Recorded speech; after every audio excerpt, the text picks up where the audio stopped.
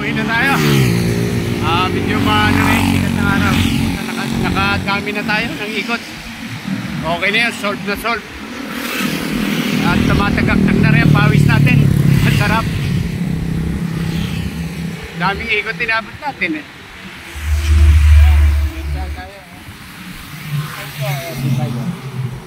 Pauwi na tayo.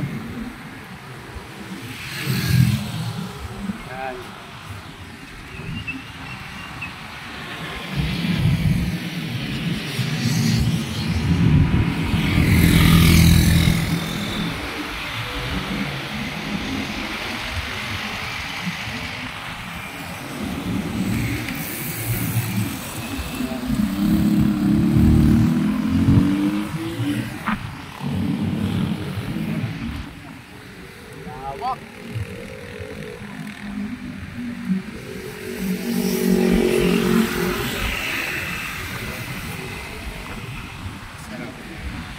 Lamig ng ano.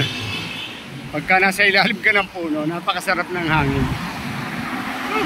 Grabe, oy.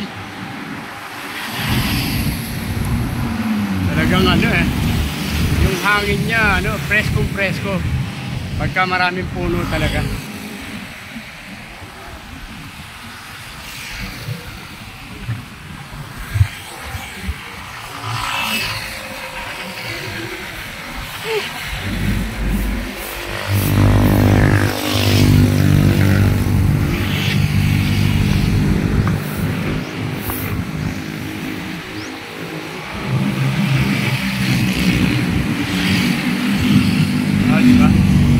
Tutuli ng mga sasakyan dito, pati mga motor. Buti nga, ano, sa awa ng Diyos, bihira na yung mga na-accident dito. Dati, ano eh, kalimitan, mga motor eh. Kasi tutulin nila magpatakbo. Eh, merong ano dyan eh, yung blind curve na, ano, alanganin yung pagkakakurbada. Kaya sumasalpok sila doon sa may tulay dyan. Hindi nila na, ano yun, yung kurbada na yun. Kaya marami na-accident dito eh. Kaya nga dapat pag dito ka sa C5, maingat ka dito. Tsaka daan-daan lang. Kasi makakarating ka rin naman sa papupuntahan mo. Hindi pwede apurahan. Apurahan ka nga, kung madidisgrasya ka naman, di wala rin. Mas malaking ano, sakit ng ulo, baka madisgrasya ka pa ang tuluyan. Ayan o. Ayan. Ito yung sinasabi kong kurbada o. Ayan o. Ayan o. Diyan. Diyan ko do, yung ano na yan, yung tulay na yan. Yan kalimitan dyan nag-overshoot yung mga ano, rider.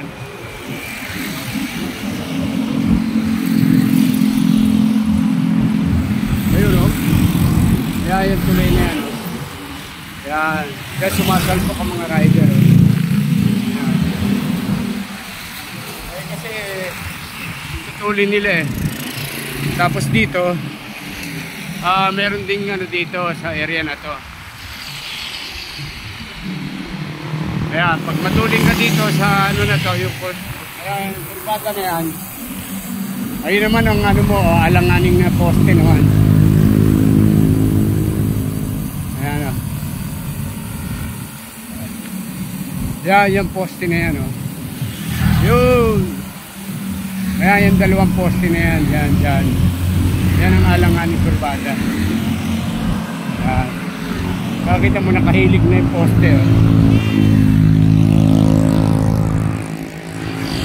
Okay.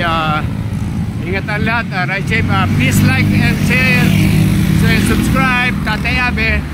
God bless everybody. Ano lang natin itong sa ano to. Good morning. Yung Tatay Abe. Ayan. Okay, please like, share, and subscribe. Tatay Abe. God bless.